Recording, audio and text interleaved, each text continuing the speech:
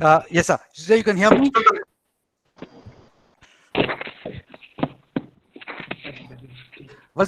You can hear me now? Yeah, thank you, sir. Good evening, ladies and gentlemen. I take great pleasure in welcoming you on behalf of the organizers to this evening event on the launch of the book Haksar on India's Sri Lanka policy. It's our honor to invite Ambassador Gopal Krishna Gandhi, formerly he was High Commissioner South Africa and Sri Lanka, and former Governor of West Bengal. Welcome, sir. A special welcome to Shri Jairam Ramesh, author and former Minister, Government of India.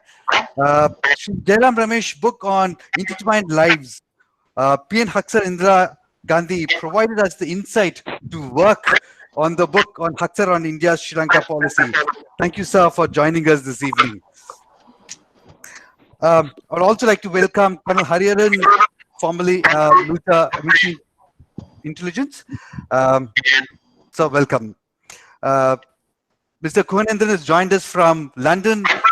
He's the director of Global Tamil Forum. So welcome. Shri Kadapa has joined us from Toronto. So welcome. On behalf of Kamala Vasan and Professor Suryanan, I would like to take this opportunity to welcome all our friends who have joined us in this book launch. Before I hand over the session to Vasan sir, just a word about the book. Professor Suryanan planned to work on this book as early as January this year and was kind to invite me to co-author with him. Unlike normal times where publication is usually a combination of online and offline process, thanks to coronavirus situation this year, it was completely done online. We were able to coordinate and we were able to bring it out last week. We'd like to thank few people before I go on with other set of information about the book. Special thanks to Ambassador Ganapati. He was kind enough to write the foreword. I would also like to acknowledge three people. Sri Srinivasa Murthy, the head of Book Venture, who agreed to publish our work. He's also kind enough to say that he'll put the book in the Amazon. It should be up in a couple of days' time. Sri Mahat and Sri Samuel Suju for the design work and typesetting. They were able to do overnight on all three versions, the Kindle version, the publication version, as well as the PDF version. When I and Professor Suryanan, we were talking about the book, Professor said we should talk to Vasan sir about the book and then see how we can rope in Vasan sir by bringing in Center for Asia Studies. And when we went and spoke to Vasan sir, he said yes. Right? And the call, we didn't even meet him. It was on phone, and he said Center for Asia Studies is publishing. And you know, if not for Vasan sir, this book would have not come out on time. Special word of acknowledgement should be mentioned about Sri Subramaniam. He is our editor, the content editor. He read through the manuscript, and if not for Sri Subramaniam, I don't think we would have been able to organize this meeting this evening. He was kind enough to talk to Sri Gopal Gandhi as well as Sri Jairam Ramesh, where they consented to come and join us for this evening book launch. His comments we were able to implement, and special thanks to him. Before I give the word, the mic to Vasan sir, not mic actually, the session to Vasan sir. One word I should need to mention is special thanks to Mrs. Suryanarayanan and Geetanjali. They read through the manuscript 3-4 times, day and night. So meticulously they worked on it. Thank you, ma'am. Thank you, Geetanjali, and also thanks to Divya. Over to Vasan sir. Thank you, Ashik. Ambassador Gopal Krishna Gandhi, Mr. Jairam Ramesh, Sri B.S. Raghavan, patron of Chennai Center for China Studies, He hardly requires any introduction, but I am so happy to see him. He's still the most active member of Chennai Center for China Studies. Professor Suryanarayanan and Ashik, who have authored this book, and many other dignitaries who I recognize on the screen. A special mention and welcome also to Mr. Kuhan. Now, whenever I went to London, I used to spend at least a couple of days, and he would make it a point to take me around and meet the people from BTF and GTF at that time. And I got some rare insights into the issues that were haunting all of us at that time. Now, coming back to the Center for Asia Studies, it was started by Dr. S. Narayan, who's also a former revenue secretary. And at that time, Professor Suryanarayan, self, Ashik, we all were together. And this was started in 2007. And therefore, we had taken it upon ourselves to work on Sri Lanka. And that is how our interest in Sri Lanka came about. It is not that we are only looking at Sri Lanka, but because of the specialization that Professor Suryanarayan has. He's been the head of South and Southeast Asian Studies, and he's an acknowledged global expert on issues of Southeast Asia and also Sri Lanka. Sri Lanka is very close to his heart, and therefore we were able to not only have many conferences here, international conferences, but also bring out those books, within 3 months. A rare kind of a record as far as any think tank is concerned, where these books were brought out within 3 to 4 months of an occurrence of an event. So from that point of view, of course, Center for Asia Studies over the years continues to be, maintained on the web. Most of us have moved on to other think tanks here due to restrictions on fund. So it's a plain admission that it's the restrictions on funds that we are not able to continue with Center for Asia Studies. But we continue to do work on the web. So it's the importance of this book that's being released today here. In fact, we also have an online group where a lot of discussions are being held recently, particularly on Mr. Jairam Ramesh's book on Haksar, Indira Gandhi, etc.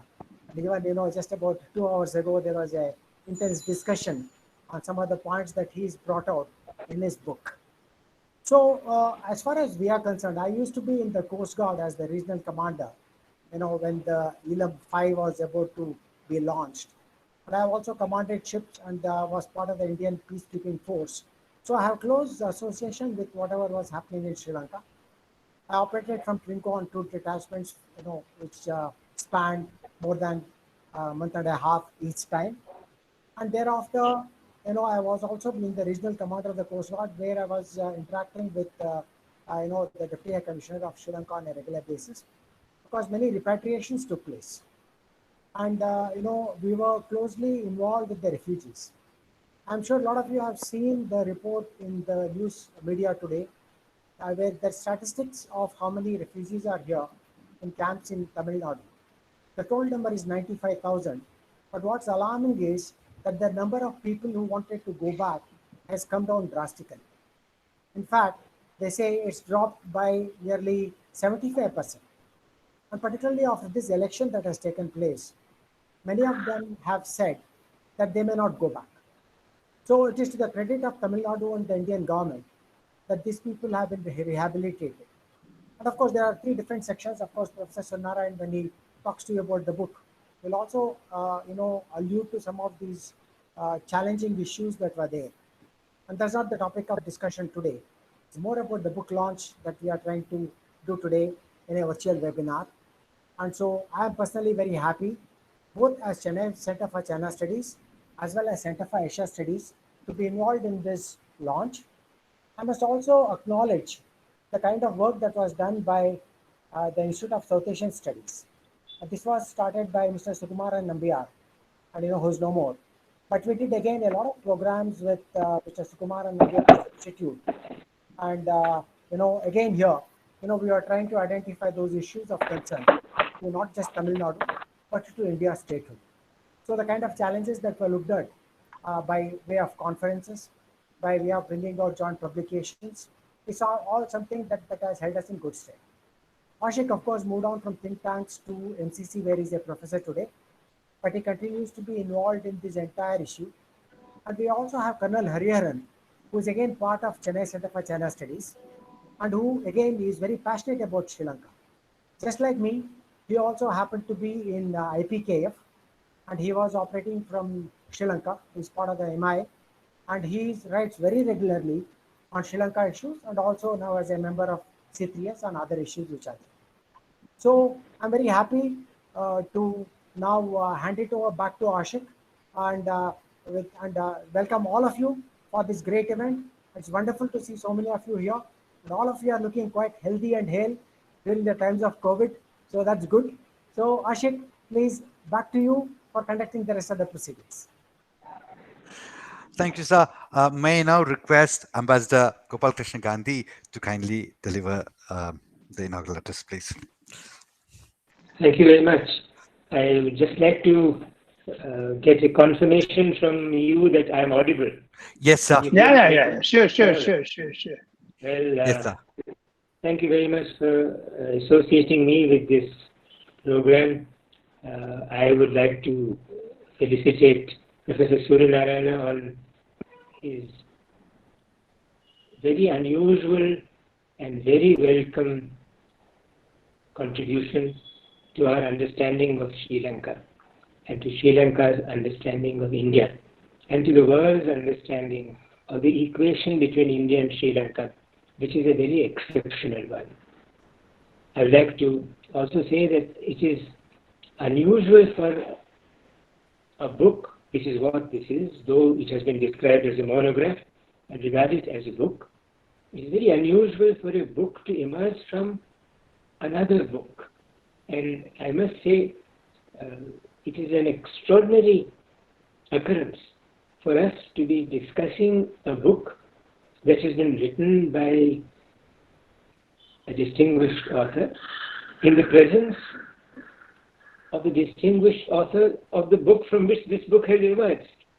So, congratulations to Professor Suryanarayanan and admiration to Dr. Jairam Ramesh on his having created already not just an appreciation of his work by reviewers, by peer academics, but having led to the arrival of an intellectual descendant of his own formidable work, the book on N Haksar. I want to compliment Professor Suryanarayanan on making the late Thomas Abraham, Ambassador Thomas Abraham, so central to his study. Thomas Abraham was an unusual diplomat for many reasons. One is that he had participated in the freedom struggle in India and loved to describe his experience of seeing Gandhiji arrive at the station in Chennai when he was a very young man. And then feeling exhilarated by the 1942 Quit India movement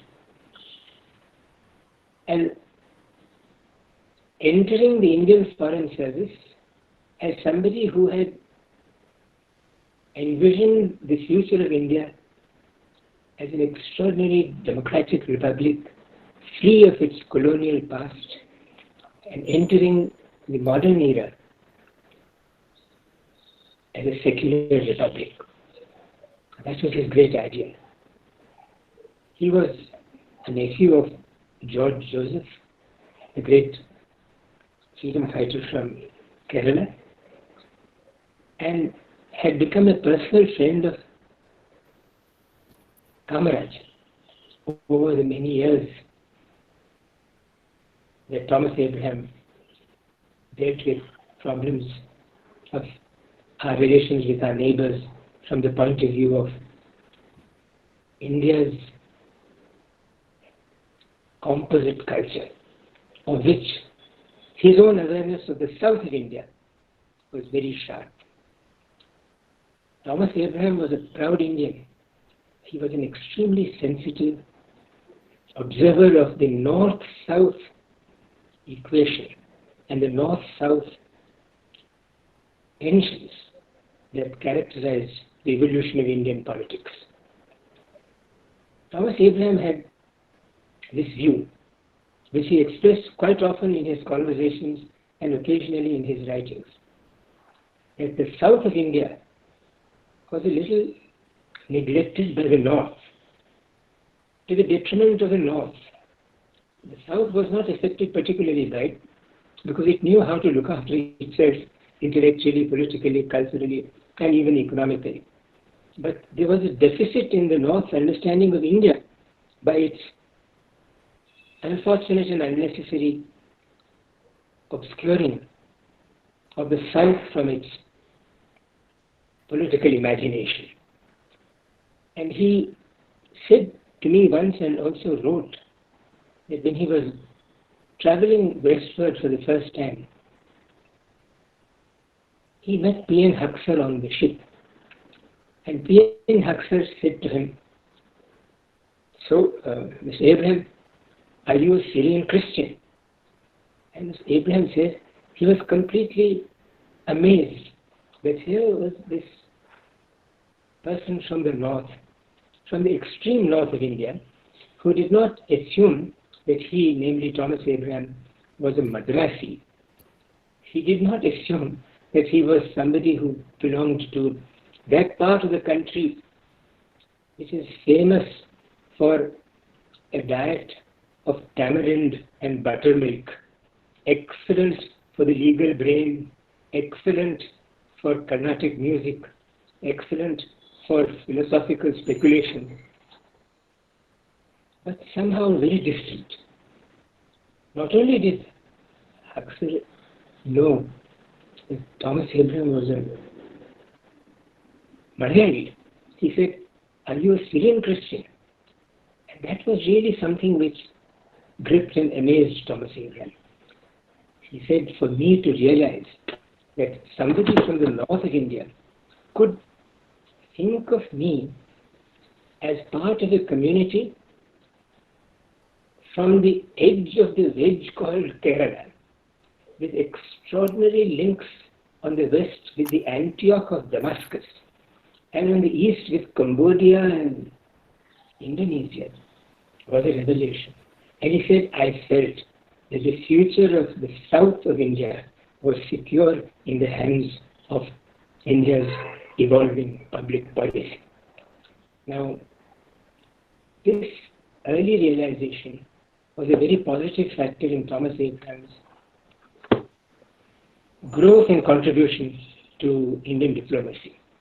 When he was appointed High Commissioner to Sri Lanka,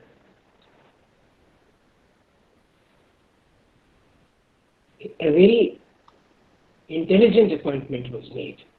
I say a very intelligent appointment for the reason that here was somebody who knew Tamil very well. He could speak Tamil fluently because of his having grown up in Madurai and in the environments of Madurai and Tamil Nadu with his uncle George Joseph. And yet who was not narrow-minded in any sense whatever, linguistically, culturally or politically, but belonged to a very wider community of analysts and diplomatists who saw the future of India and the future of South Asian countries in relation to each other from the point of view of a developing 20th, 21st century partnership. So he arrives in Colombo as a Tamil-knowing non-Tamil who could never have been accused of being in any way anything other than objective. But he made one point clear from the start. One, that he was going to look after, first and foremost, the bilateral equations of India and Sri Lanka, with a view to strengthening them, but he was also going to be very mindful of the rights of the people of Indian origin, especially the people of recent Indian origin working in the Central Highlands the plantation districts of Sri Lanka, because the CAS-C3S agreement entered into shortly after Pandit Nehru's death by the new Prime Minister of India, Shri Lal Bahadur Shastri, and Srinivasa Bandaranaike, was work in progress. It was something which had to be attended to urgently, compassionately, and also great sensitivity. He saw that as a priority. He was fully aware of the larger Tamil question in Sri Lanka, the question of the future of the Tamil minority of Sri Lanka with its locus in the north and in the east. But he knew that as Indian High Commissioner, in charge of overseeing the implementation of the CAS-C3S Accord, in which a large number of persons of Indian origin were becoming Indian citizens and going to India, was going to be his priority. He gave that priority. But having made that point, single point very clear, he made the concomitant point equally clear, that India was going to see to the rights of persons of Indian origin who are going to be repatriated, having become Indian nationals, or who are about to become Indian nationals, with a very sharp eye and a sensitive mind. But this with no implications to India's commitment on the integrity and sovereignty of Sri Lanka as a country, vis-à-vis the larger Tamil issue. He knew and he said, like the government in India knew and said, that the future of Sri Lanka lies in resolving the issues between the Tamils and non-Tamils, Sinhala majority of Sri Lanka, in a way in which the aspirations of the minority communities are fully met, but within a unified and integral Sri Lanka. India's respect and commitment to the integrity of a unified Sri Lanka was an axiom, beyond discussion, beyond doubt, and indeed a foundation in our relations. On this basis, he proceeded. Now to move from Thomas Abraham for the next 3 or 4 minutes to a question that is at the core of Professor Suryanarayanan's discussion of Haksar's education. A couple of things emerge. They emerge from Haksar's own philosophy, if I may call it that, and Haksar's own sense of the centrality of India in South Asia. I use the word very advisedly, centrality, which is very different from a position of dominance or domination. It is very different from a position of what may be called supervening strategic supremacy. Centrality of India in South Asia is a gift of time, working with the work of time on base. It has carved that continent in a way in which India is central to it. But centrality does not mean in any way dominance. Now, I would like to mention an experience which Ambassador High Commissioner Thomas Abraham and some of us junior colleagues of his had when President Sanjeev Reddy was visiting Sri Lanka at the time. President Sanjeev Reddy was visiting Kandy in the Central Highlands where I was working. And the Indian origin people in Kandy gave me to see and in their words, convey a green light for the draft of a welcome address to be given to President Sanjeev Reddy. And in that welcome address, the following was said, and I quote from memory, so I could be somewhat wrong, but broadly I think I am recalling it correctly. Welcome, President Sanjeev Reddy. Welcome to the Emerald Isle of Ceylon. Welcome to the island of Ceylon, which is a pendant on the neck of India. So I said,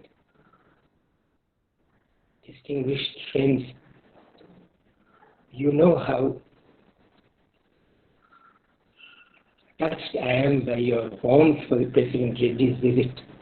But please do not describe Sri Lanka as a pendant on the necklace of India, as something like an appendage, something which is an incidental ornament, which is not. It is a small country, perhaps in terms of size in relation to India, but it is a sovereign nation with which India has ties as nation to nation in terms of complete equality, but also in terms of complete frankness. So they saw the point and amended it suitably. Sri Lanka is very conscious of its difference from India in terms of size. It's very conscious of its proximity to India. It's also very conscious of the fact that the Palk Strait, the little sliver of sea, divide our two countries and divide it in very defining ways. The ethnic problem in Sri Lanka has to be solved by the leadership of Sri Lanka. But because of the gravitational and magnetic centrality of India in the larger dynamics of South Asia, India has something to share with Sri Lanka in terms of its experience.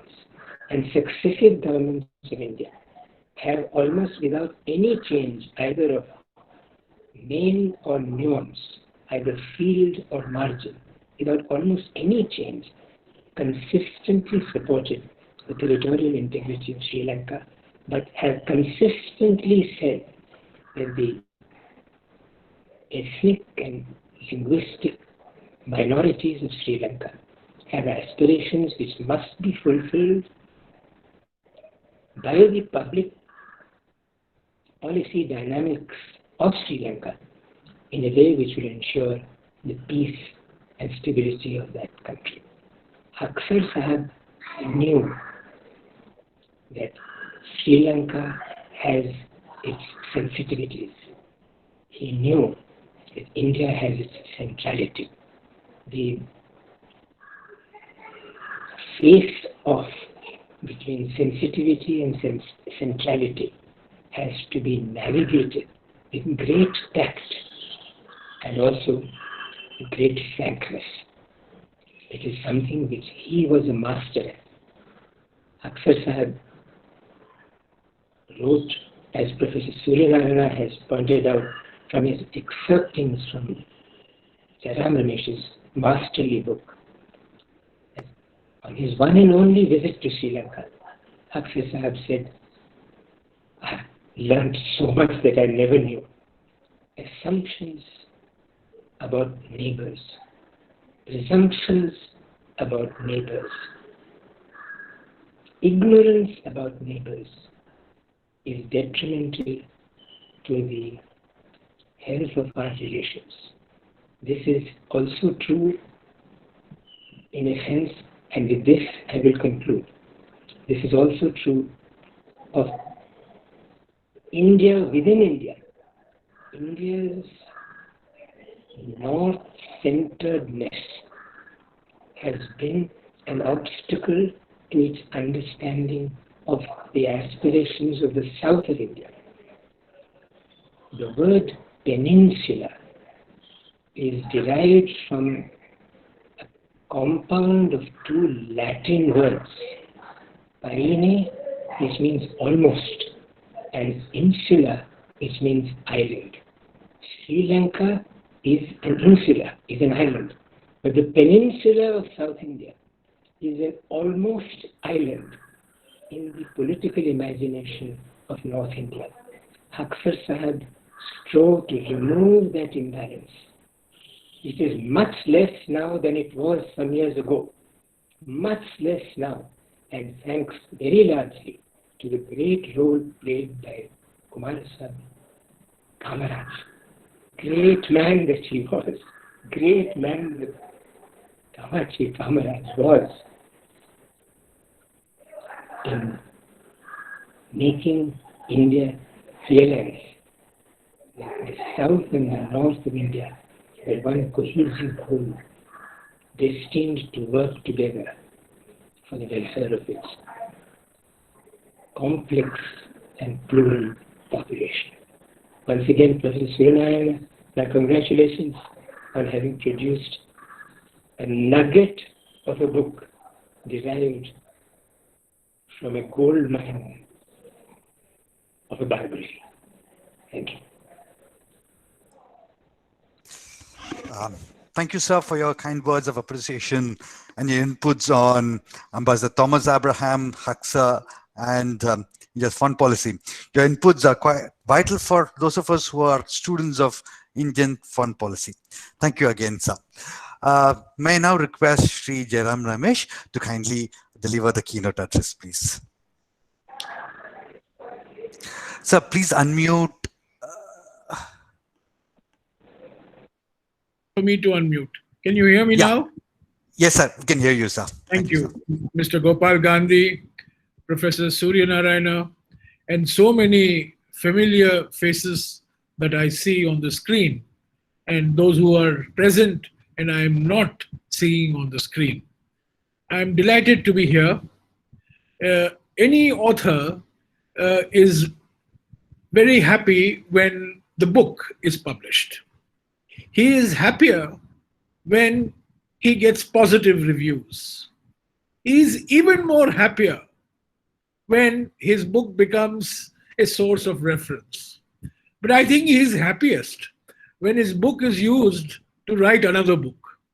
And I was absolutely dumbfounded and astonished to get an email from my very old friend, a man whom I respect, who I have always called Fera Srinivasan, a man who played a very important role in India's economic policy when Mr. Haksar was at the helm of affairs in the mid-70s. I was absolutely astonished that Professor Suryanarayanan, an acknowledged scholar of Indo-Sri Lankan relations, had the time to read my book on Haksar and then actually produced another book on Mr. Haksar. Now, Sri Lanka was not central to Mr. Haksar's tenure. Mr. Haksar's tenure was marked by an extraordinary level of involvement with Pakistan and later Bangladesh. This is well known. What is not well known, which I have highlighted in the book, is his involvement with Sikkim. From 1970 onwards, he played a very important role on matters relating to Sikkim, which led to its eventual integration with India in April 1975. Mr. Haksar played a very important role in opening relations with Iran, and also played a very important role in strengthening our relations with the Soviet Union. So Sri Lanka was not a major element in his worldview. He talked about Sri Lanka to Henry Kissinger in 1971, and his knowledge of Sri Lanka was actually, involvement with Sri Lanka came about because of Thomas Abraham in the 1980s. Thanks to Mr. Gopal Gandhi, I was able to meet Mr. Thomas Abraham in Thiruvananthapuram, and I spent 2 hours with him. He gave me some of his old books, and I have very fond memories of Mr. Abraham. And Mr. Haksar's involvement with Sri Lanka really, in my view, was the letters that he exchanged with Mr. Abraham and the extreme distress that Mr. Haksar had that Indira Gandhi had appointed a Tamilian as her special envoy to Sri Lanka. He could never stomach the fact that his good friend and colleague G. Parthasarathi had been given a pivotal role in our negotiations with Sri Lanka. And Mr. Haksar kept writing to Mr. Thomas Abraham, and Mr. Abraham's replies are there in the Nehru Memorial. I have not used them. I have used only Haksar's letters. And it's very evident that Mr. Haksar was very annoyed and very cut up that Indira Gandhi, whom he had advised, whom he had mentored, had stumbled and had actually appointed G. Parthasarathi, which was like a red rag to a bull. It was a Tamil red rag to the Sri Lankan bull. And he could never get over that. The other thing that struck me in the correspondence between Mr. Abraham and Mr. Haksar is how Mr. Haksar considered himself and India very fortunate that they had not been subject to the rule of the Buddhist Sangha. Now, Mr. Haksar was a great admirer of Buddha. There is a wonderful episode which I have recounted in the book where he met Mr. Zulfikar Ali Bhutto in July of 1973 in Islamabad. And there was a statue of Buddha on the office table of Mr. Bhutto.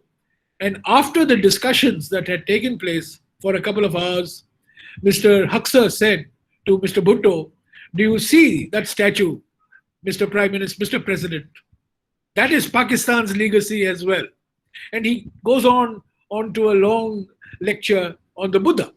So there's no doubt that Mr. Haksar was a great admirer, like all Indians are, of the Buddha. But what he told Mr. Abraham was the danger of Buddhist nationalism, the danger of taking the Mahavamsha very seriously, the danger of allowing the Buddhist Sangha and the Buddhist Brotherhood to enter public life. Of course, a few years later, Mr. Haksar became a very strong voice against the Hindu priesthood and the role it was playing in the Ayodhya movement. But in the 80s, he was very concerned about the interference or the influx of Buddhist organizations and Buddhist monks in Sri Lankan politics, and he felt that this would be detrimental to the long-term interests of Sri Lanka. These were the two dominant images that I took away from the correspondence that Mr. Abraham and Mr. Haksar had. Two very remarkable personalities. Mr. Abraham, I remember, spoke to me for the first hour about Mr. Haksar, praised him to the skies, because Mr. Abraham was the Joint Secretary dealing with Pakistan in 1971 in the Ministry of External Affairs. And all the meetings relating to Bangladesh were held in Mr. Abraham's room. And it was attended by T.N. Kaul, R.N. Kao, P.N. Haksar, and everybody else. So he told me about what a great man Mr. Haksar was. And then when I was leaving, he told me, "Mr. Ramesh, I must also tell you, Haksar won the war for India, but lost the peace in Simla." So we had an argument on the Simla agreement, and Mr. Abraham had a different view. What I wish to say was that he was not a hero worshipper of Mr. Haksar. He had deep differences on the Simla Pact, but he was a great admirer of Mr. Haksar, his integrity, his commitment to the broader cause of Indian diversity, and also for looking at India's neighborhood in a far more sensitive manner, in a manner that Gopal Gandhi has so eloquently and characteristically told us. So once again, I congratulate Professor Suryanarayanan. I'm actually quite humbled. I'm not only astonished, but I'm actually humbled by the fact that this biography found notice and that a great scholar actually has had the time, the patience, the interest, the inclination to use that book, to come up with a book on India-Sri Lanka relations, which continues to be if not in a worse state, but in as delicate and as sensitive a state as it was when Mr. Haksar and Mr. Abraham corresponded with each other in the 1980s. So thank you once again, Mr. Hariharan. Thank you, Dr. Suryanarayanan, for the honor, for the privilege. And it's also, I'm delighted and honored that Mr. Gopal Gandhi has released this book this evening. So thank you very much. Thank you, sir, for your words of appreciation. And we are extremely happy that we are able to write an addendum to your work. May I request now Colonel Hariharan to come in for his. Colonel Hariharan, if he's able to unmute himself, please.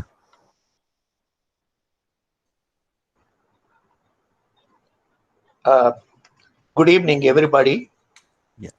They're all, I am one of those fringe guys in this August gathering because I was saddled with all the events. So I was absolutely delighted to read Professor Suryanarayan's book, though it says Haksar and Sri Lanka policy. Actually, it traces how India had handled Sri Lanka. It is very timely because now Sri Lanka is actually facing a sort of the internal realignment. It is a majoritarian realignment, and it is going to matter for particularly peninsular India, which has faced the fallout of previous upheavals. So it is very timely. That is the reason why I had mentioned, I have actually written a review in the South Asia Analysis Group yesterday on the book, that I had said Professor Suryanarayan's book is not about Sri Lanka. Actually, what I meant was, I want to clarify this because Professor Suryanarayan said it very much relates to Sri Lanka. What I meant was that it traces the evolution of Sri Lanka policy. I had been in 71 war also in in Dhaka, the division that advanced. I was an intelligence guy. I had handled active intelligence. So I could see how ham-handed the whole handling of Sri Lanka was. If the 1971 war was handled perfectly like a copybook, as the Pakistan prisoners, generals told me, this is the way to handle a war. The Sri Lanka is the opposite one. So I made a presentation for the War College, US War College and IPCS on the intelligence aspects. So I am focusing on some of the aspects that I gained insights from Professor Suryanarayan's book. That apart, I am a subjective chap because much before I joined the army, I know Sri Lanka from the time of Dudley Senanayake.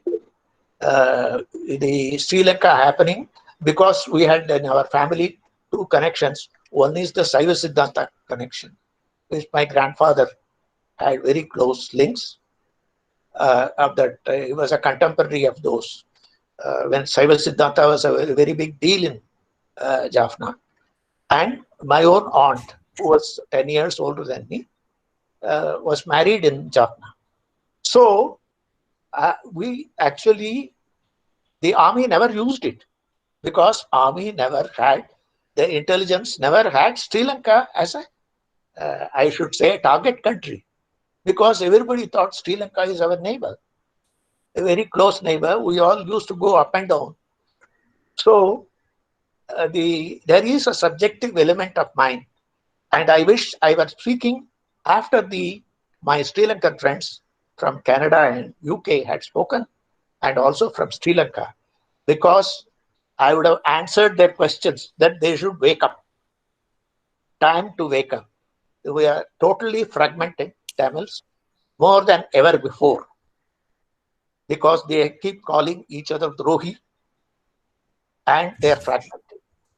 That apart, in this book, I would like to highlight some aspects of the Indian peacekeeping force, how it happened. In 1987, when the agreement was signed, I had gone to the MI Directorate. I was the senior most Tamil speaking intelligence officer. The army was never taken into confidence except the chief that there is going to be an agreement. The day before, on August 26th, I was head of the Faculty of Intelligence in Intelligence School, that is Special Intelligence. I was told, Hariharan, I had gone to sort out our peace establishment. They said, make out a list of senior Tamil speaking officers. I was the topmost. So 3 days after, I was told to go to Jaffna. So I came to Chennai. I went. We had no clue. This is the first expeditionary force, and we have handled it like this. I do not blame the bureaucracy or policy makers. I would blame the army itself, because this is not how we handle. That apart, I like the anecdotal part of this book.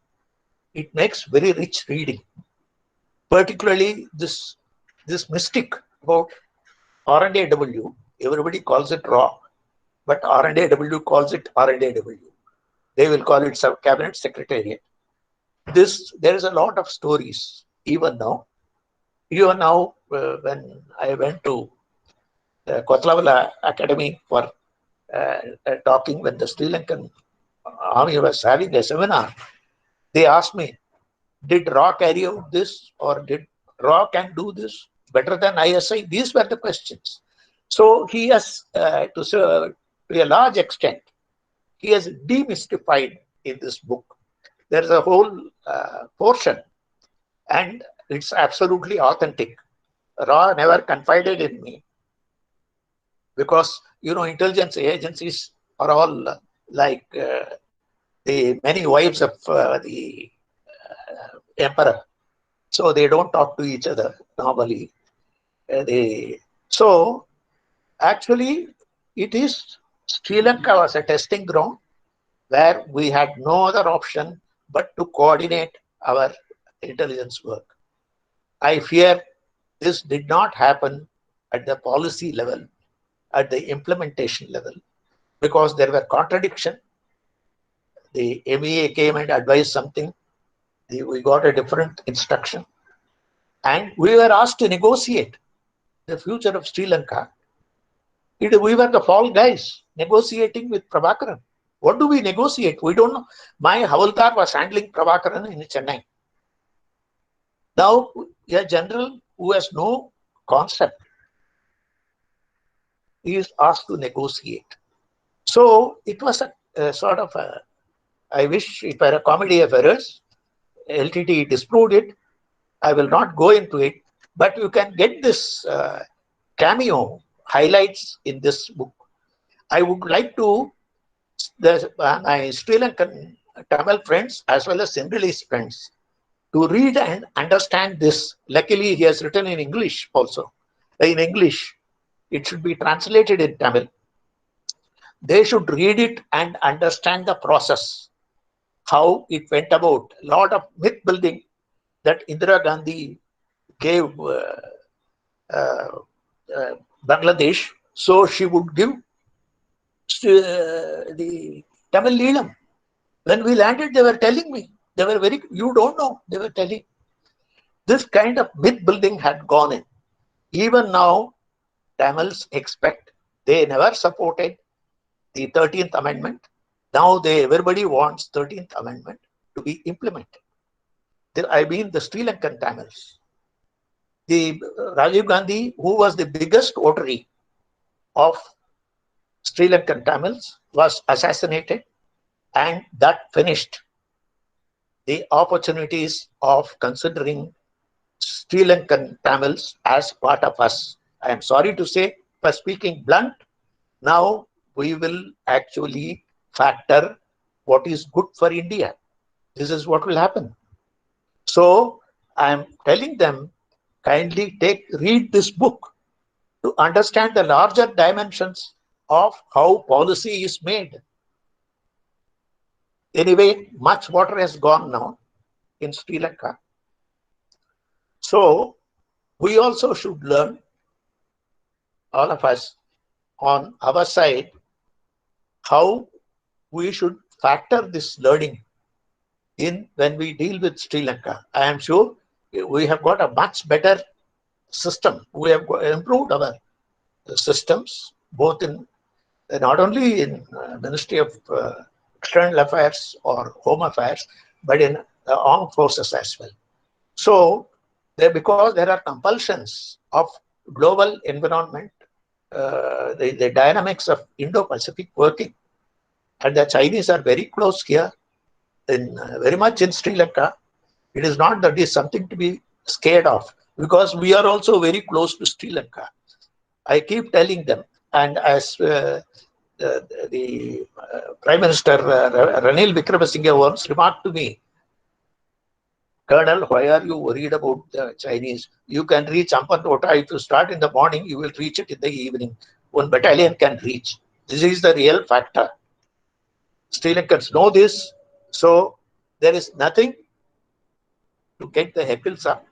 Every time some Chinese come, Chinese ship come, they are all over. So we should factor this when we evolve our strategic policies. There also, Professor Suryanarayan's book has got a lot of what you call later day wisdom, because we are analyzing this after the events. So at least we can do a better job. I would not like to take too much time digressing on the book, but I would like you all to read this book, because it's a very short book. It is not a big tome. And I would like to quote the Professor Suryanarayanan has quoted Mr. Jairam Ramesh from his book. Haksar contributed heavily to the making of Indira Gandhi, especially in the first 6 or 7 years of her prime ministership. They formed an awesome duo. She with her charismatic appeal, he with intellectual gravitas. Ultimately, she took all the decisions, no doubt, he says. But she heavily influenced him. Actually, I think the problem with the Sri Lanka policy at that time was this, Professor Suryanarayanan, I think, has given it in page 63, that you can't have armed militants and act as mediators. This is a self-contradictory approach. This is something like the Cold War time, Americans used to do this. Even now, the color revolution and all, you see this happening. Then you are not a true mediator. Now, we have to, if we want to influence the Sri Lankan Tamils, we have to act as true mediators. The exit of Mrs. Indira Gandhi following her assassination was the biggest damage done to our Sri Lanka policy. But countries must factor that as they say, king is dead, long live the king. We cannot have knee-jerk reactions. There is enough written about this. I think on Sri Lanka, one of the most exhaustive writings on Sri Lanka. All of us write in my blog itself over 600 articles on Sri Lanka are there for what it is worth. But are we factoring this and evolving a very comprehensive, coherent vision for now I don't want to say Indo-Pacific, but the peninsular India and Indian Ocean, which would include Sri Lanka. You cannot, Sri Lanka, Bangladesh, and you can say Maldives, you cannot remove them from factoring our national security policy. There is no question. Whether Chinese come or go, it doesn't matter. President Rajapaksa once told me, you are family, they are friends. You are here 30 miles, they are there 2000 miles. This is the reality, actually. So let us factor this, and I am sure it would contribute to the Professor Suryanarayan's book would be a valuable addition. So I request Sri Lankan Tamils to read. I have no hope that Tamil Tamils would read it because Sri Lanka has been, it's not on the top of the agenda now. It has gone out, but it would be worthwhile for all the thinkers. Thank you. Thank you, sir, for your words of critical acclaim. I would want Mr. Kunendran to kindly respond in a speech, please. Mr. Kunendran, if you can, Mr. Kun, can you unmute your... Can you hear me? Yes, Right. we can hear you. Good afternoon, friends. It's my privilege to be at this book launch today. Thank you very much for inviting me, and I thank others for attending this launch. They say that when you open a book, you open a new world. I believe that everyone would agree with this statement as it applies to this book. To those who have been interested in and even evolved in recent Indo-Sri Lankan history, the period between 1983 and 1990 is a closed world. That period is crucial in shaping current Indo-Sri Lankan relations, but even more so in understanding the trajectory of contemporary Sri Lankan politics and constitution. Historians have, for some strange reason, neglected to analyze the momentous events of this period, which even now needles the relations between these two neighbors. This book appears to offer a quick commentary of that period through the critical letters of Mr. Haksar, one-time private secretary and a close confidant of Mrs. Gandhi, to Mr. Abraham, another distinguished Indian bureaucrat and diplomat. Professor Suryanarayanan is an eminent historian who is a specialist on South and Southeast Asia and has been very close to the highest echelons of power. And he brings his knowledge and authority to walk us through those tumultuous years. Dr. Bonofer is a scholar who has devoted many years in researching the mysteries and intricacies of Sri Lankan politics. The authors of the book home in on some of the criticisms of Mr. Haksar about the nature of Indian involvement in Sri Lanka and subject them to a critical examination, and in the process give us a glimpse of what went on within the Indian bureaucracy at that time. They need to be congratulated for this effort. I hope this book is just the beginning of their research effort to fill this gap in history. In a few pages, it covers a wide area, but it needs digging a bit deeper. Essentially, it's a commentary of Indo-Sri Lankan events from July 83 until the exit of the Indian peacekeeping force from the island in 1991. Even this period can be broken into two, The first part from July 83 until the assassination of Prime Minister Mrs. Gandhi in October 84, and the second part from November 84 until the assassination of Prime Minister Rajiv Gandhi in May 1991.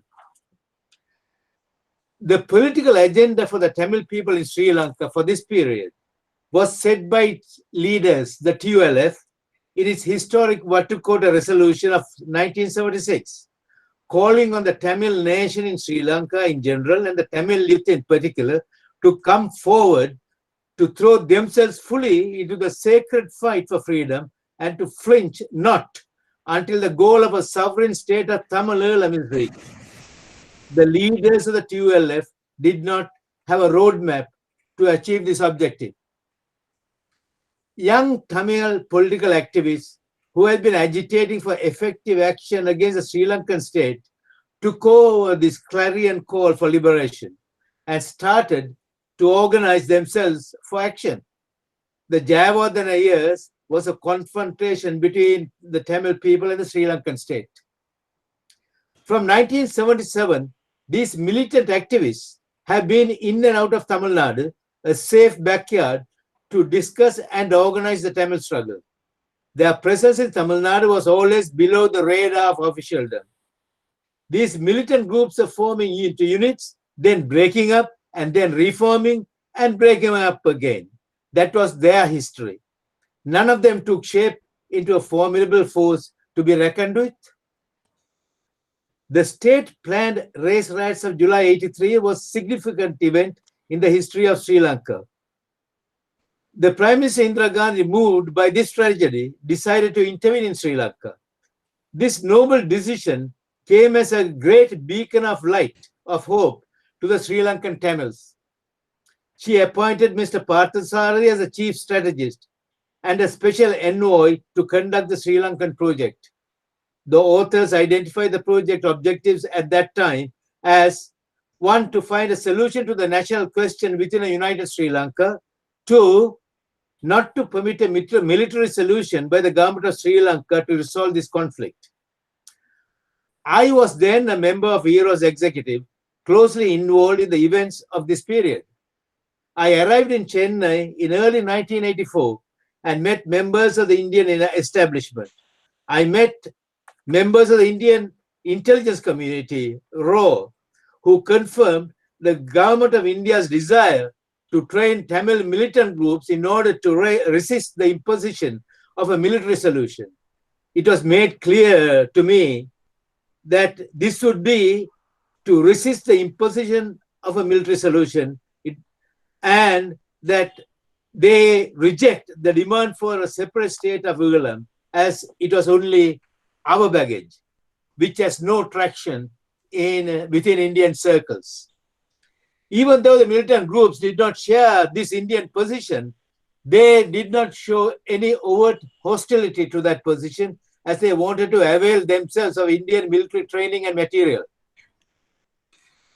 The dominant activity of this period was just the formation of the Tamil military resistance against the Sri Lankan state with Indian assistance. And there was no meaningful progress on political activities to speak of. Whatever framework within which the government of India was operating was not shared with the militant groups. TULF leaders were flying between Delhi, Colombo, and Chennai, but they were not sharing any political developments with the militant groups. Meanwhile, Mr. Parthasarathi was also meeting the government of Sri Lanka to make progress on his Annexer C proposals, which is only the district development councils plus some minor embellishments. And that attempt also fizzled out by the end of 1984 with the collapse of the all-party conference convened by Jayawardena. The assassination of Mrs. Gandhi in October 84 was a shocking and a sad event. And it was a turning point in so many ways. Rajiv Gandhi succeeded his mother as Prime Minister and inherited the Sri Lankan project. Since 1980s, ERO's executive has been visiting Delhi regularly to meet Prime Minister Indira Gandhi, and her private secretary, Mr. Alexander, would always arrange a meeting with Rajiv Gandhi afterwards. During these meetings, we have briefed Rajiv of the plight of the Tamils in Sri Lanka. Rajiv would patiently listen and then fix several other meetings for us so that we could further inform other important people in government. So the ascension of Rajiv as Prime Minister, a person fully acquainted with the Tamil predicament, came as a joyous daybreak to us. Rajiv's new Foreign Secretary, Ramesh Bhandari, now got into business. He has established a new framework to advance the project.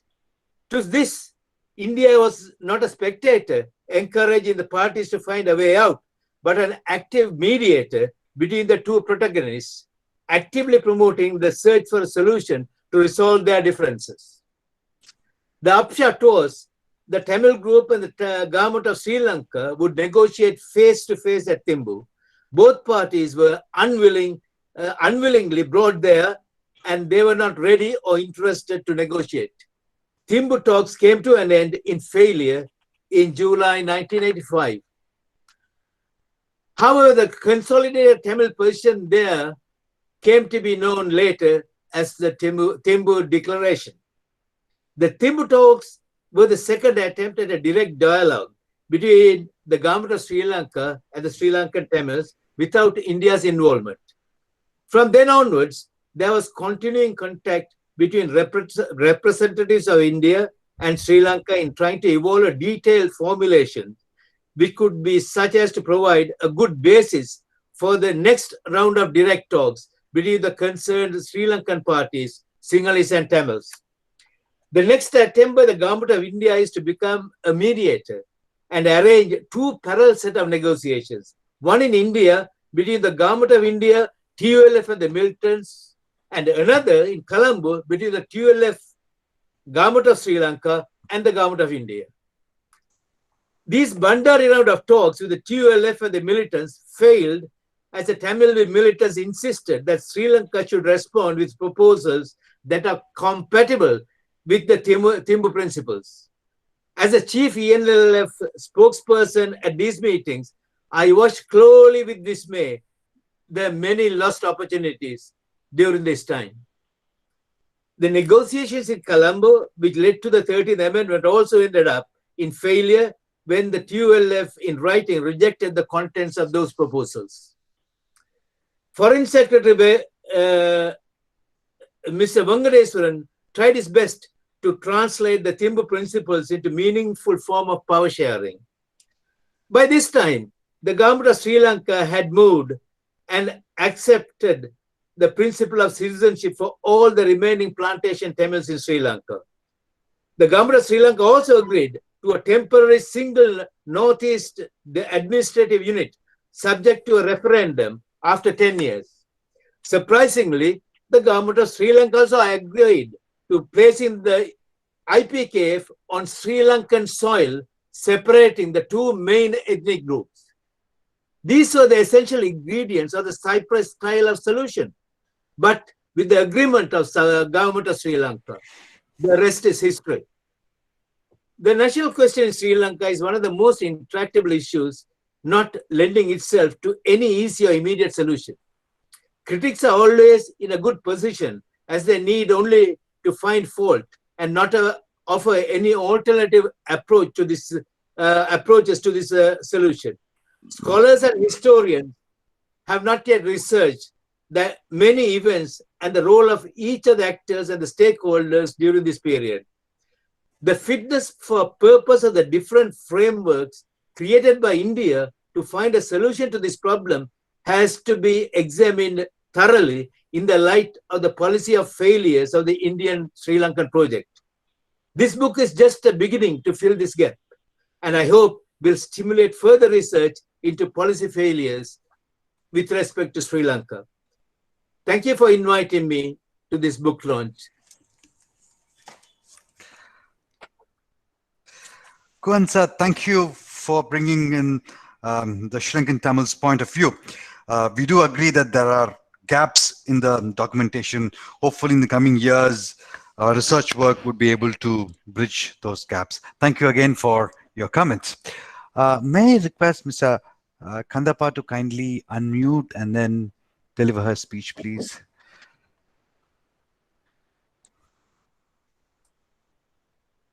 Shri Kandappa.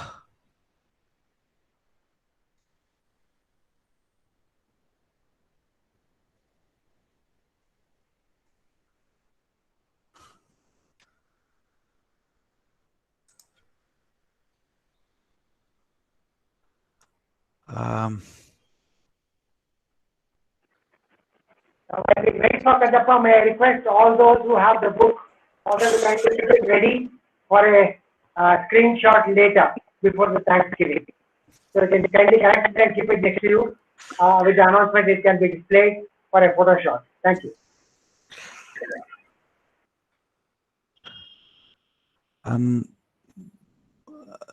Vasant, I'm afraid I'm not seeing him in the screen.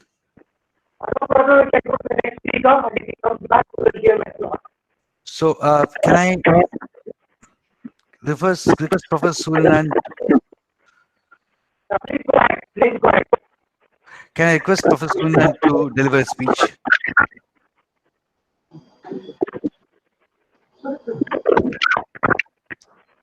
Those speeches, I'll make few comments. If I tell you Yes, sir, what is please. the book, you will not read the book. I want you to read the book, but I'll mention a few points as a reaction to what has been said by the distinguished panelists. Ambassador Gopal Gandhi mentioned about Thomas Abraham. In many ways, he molded my ideas on Sri Lanka, on Southeast Asia. I recall soon after the proclamation of independence in Singapore on 9th August 1965, within 2 hours, Lee Kuan Yew called Thomas Abraham and told him, we don't have an army, we have only a police, that too is Malay police, because Home Ministry was under Malaysian government. So we want to build our own armed forces and we want India's help. If Lee Kuan Yew's request were accepted at that time, Army Chief, Navy Chief, Air Force Chief of the independent Singapore would have been from India. They did not know anything. S.R. Nathan, the former president, told me, we did not know even how to apply for membership to the United Nations and to Commonwealth. We turned to Thompson. We did not even know how to send a diplomatic back. To see who did this. But Thomas Abraham once told me when he was posted to Singapore as High Commissioner, Mr. Desai, who was the Foreign Secretary, told him, Lee Kuan Yew seems to be a very difficult person. You try to get him along. And Thomas Abraham told me when I left Singapore, they were virtually eating from my hands. On Sri Lanka, I want to mention one thing. He was the first High Commissioner who went to all the plantations, virtually all the plantations he visited. Knowing the policy towards Indian diaspora intimately, because he was in Burma when the Indians were kicked out. He was in Singapore where he knew the problems of the Indian minority. And naturally in Sri Lanka, he was concerned about the inhuman Sirimao Sastri Pact and repatriation. It was he and he alone who convinced Indira Gandhi that the pact should not be extended. In fact, before the pact extended, there were large-scale communal raids in the plantation areas engineered by the Sinhalese goons. Gopal Krishna Gandhi and Ranjan Mathai were there at that time. Gandhi in Kandy, Ranjan Mathai, the first secretary. Thomas Abraham asked them to visit the riot-affected areas and prepare an on-the-spot study of the situation report. And they reported that the raids were engineered by the Sinhalese goons, with powerful political leaders involved in the raids. Thomas Abraham himself wanted to visit the plantation, so he telephoned W.T. Jaisinghya and told him, tomorrow I'm going to visit my people. W.T. Jaisinghya told him, I cannot provide you security. Thomas Abraham told Jaisinghya, I did not ask for security. It is customary for High Commissioner to inform the Foreign Secretary whenever he leaves the capital. He went to the riot-affected areas and saw himself how the innocent people of Indian origin were butchered and massacred by the Sinhalese. He came back to Colombo and issued a press statement. When I read that thing, I was thrilled. He said, the government of Sri Lanka cannot restore law and order. India knows what to do. There were shivers through the spines of the Sinhalese.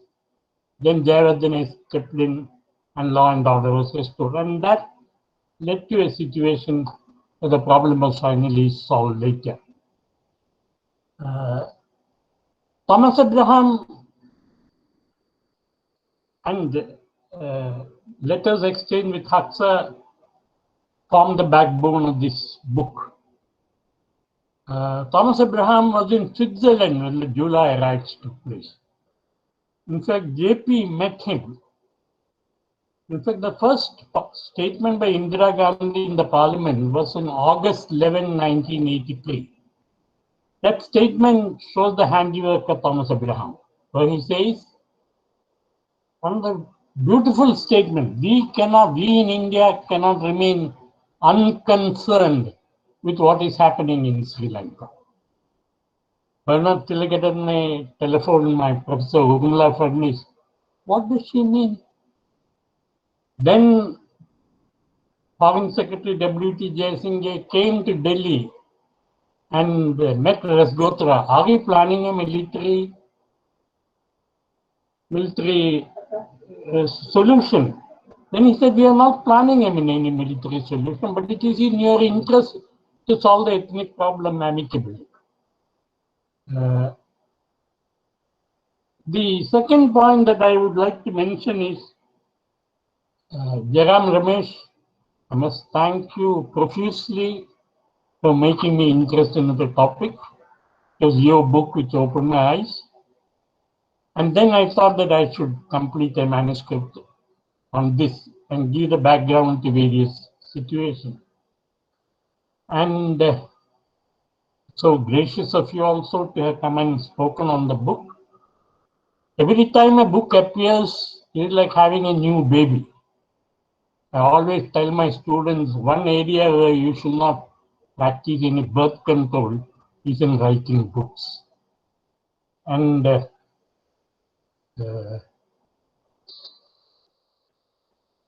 the one criticism I have of Haksar and Thomas Abraham, Haksar told Indira Gandhi to nominate Thomas Abraham as a mediator. Thomas Abraham told me repeatedly that maximum the Tamil can get is district development councils. In fact, when the ethnic conflicts started deteriorating, Thomas Abraham met the TLF trio, thanks to Wenceslas, who was associated with Veerakesari. And there the discussion veered around to giving more powers to district development councils and legislative powers to district. In fact, the Annexure C is based on district development council. Both Thomas Abraham and Haksar somehow had an aversion for GP because he was a Tamil. Now, I have mentioned in the book, if being a Tamil does mean that you follow a Tamil policy and not an Indian policy. The same thing can be attributed to Haksar. He was a Kashmiri. Was the India's-Pakistan policy, can we view India's-Pakistan policy through the eyes of a Kashmiri Pandit that Haksar was? GP was a scholar statesman, and GP believed that no agreement in Sri Lanka will work unless there is a Sinhala consensus. So every visit that he had in Sri Lanka, he used to meet the monks, he used to meet the SLFP, various others, and try to bring a national consensus. In fact, I mentioned in the book when Annexure C was finalized and it was shown to Jaya by Prime Minister Indira Gandhi in the Commonwealth Summit in Canada. Jayawardene asked her, where should I sign?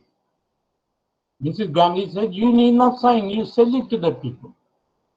And the all-party conference was held, in which members were invited.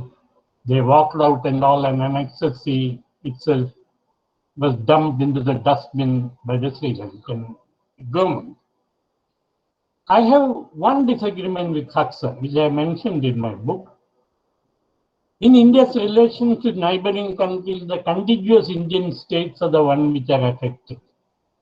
And New Delhi, unfortunately, during the Nehru years and Shastri years, followed a neighborhood policy without consulting, without ascertaining the wishes of the contiguous Indian states. The Srimao Shastri Pact, which was opposed by many, which was opposed by Kamaraj, V.K. Krishnan, P. Ramamurthy, and various others, Annadurai, ceding of the Islander Kachativu in 1974 and giving away the traditional fishing rights to the fishermen in 1976 agreement were done without consulting Tamil Nadu and the Tamil Nadu fishermen. So I think we should have, when we evolve a neighborhood policy, it is necessary that not only all the organizations involved in neighborhood policy work together, coordinate their activities, but they are also consulted with the contiguous Indian states. The only foreign minister and prime minister who did that was I.K. Gujarat. And I mentioned this, how in the case of sharing of the Ganga waters, the West Bengal government was associated. And in fact, Ashin Das Gupta, the minister from West Bengal, presided over the meeting and all. Now, the last point that I would love to mention is, if the various organizations involved in neighborhood policy work at cross purposes, take the case of the IPKF soldiers who were being wounded. They were being wounded by explosives which were taken away from Tamil Nadu. The LTT guerrillas who were injured were being brought by the LTT to Tamil Nadu and treated in private hospitals in Trichy. The IPKF complained to the central government and to the Tamil Nadu government did not take us anywhere. So we should first coordinate our activities. In Bangladesh, we succeeded because no one was working against it. In Goa, we succeeded because all the organizations were working together. And secondly, the contiguous Indian states has to be consulted. Haksar mentions in his letter to Thomas Abraham, one of the reasons for the failure of India's Sri Lanka policy was it was Tamil Nadu and LTT which were in the forefront. I submit it may be true in this case, but if we want to succeed, I have received immense help in writing this book from the members of the Research and Analysis Wing. They used to meet me when I was president of Madras University, had good relations, and after retirement, many of them became my colleagues in think tanks. Rajan and various others, and I got a lot of information from them. Perhaps this is the only book where even the raw version is being presented. I'll give you one illustration about the ignorance of the policymakers. The second round of the Thimphu talks took place. The RAW had arranged a special flight from Chennai to Thimphu. The RAW chief in Chennai went to the airport and he found to his surprise that Satyendra was there. Satyendra to represent Telok. Then from the airport he came to my house around this time and told me, I was surprised to see Satyendra to represent the Telok in the second thing to meet. So I told him Satyendra can compete with Ramesh Bandari in rude behavior. And there was a lot of hot exchange of words between the two, and finally he came to know that he will be deported and he left. So the lesson that I draw from the misadventure in Sri Lanka is this: one, it is essential that all the agencies involved should work together, and second, that the contiguous Indian states have to be associated. There are different political parties which come to power in Tamil Nadu, so there are different aims and objectives, but it has to be done. And this is not Sri Lanka is not the first occasion that we have intervened, nor it will be the last. And therefore it is necessary that what I said, working together of all the agencies involved and a healthy debate in the contiguous Indian state. Otherwise, history will point an accusing finger and tell us we had the experience but missed the meaning. Thank you all.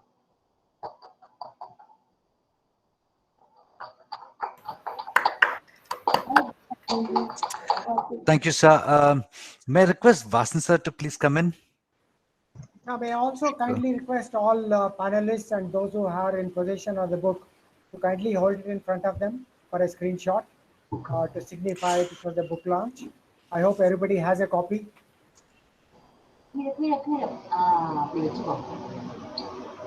Okay, I can see at least 3 or 4 copies there.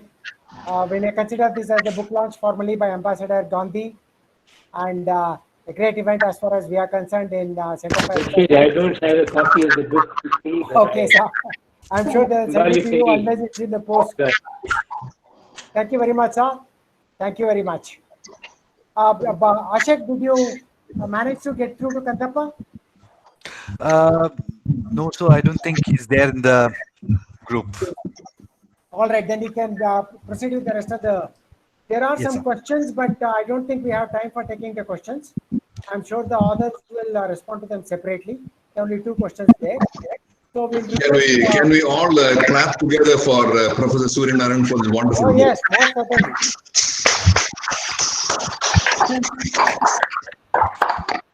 Yeah, Ashik, please take over and go through with the rest of the program. Yeah, may I request Bala to finally. Bala, if he's there, may I request him to deliver the vote of thanks, please.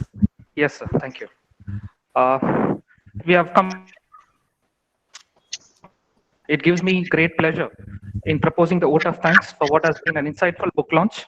First and foremost, I would like to express a deep sense of gratitude to Ambassador Gopal Krishna Gandhi, former Indian High Commissioner to South Africa and Sri Lanka, and former Governor of West Bengal, and Shri Jairam Ramesh, former Minister and Member of Parliament, and author of the books like Intertwined Lives, N Haksar and Indira Gandhi, To the Brink and Back India's 1991 Story, etc., few notable ones among several others, for having graciously consented to participate in today's book launch, deliver the special address and keynote address despite their busy schedule.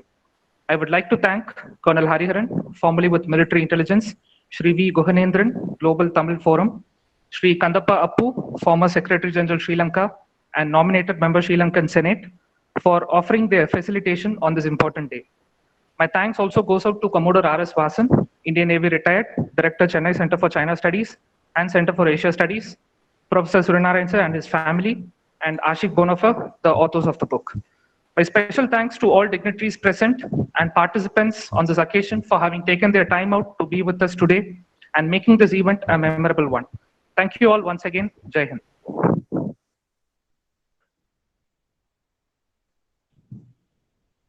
Thank you very much. Yeah. Thank you, sir. Thank you, Professor Suryanarayanan. Thank you very much. I'm really honored and privileged. I'm really honored and privileged. Thank you, Professor Suryanarayanan, and congratulations once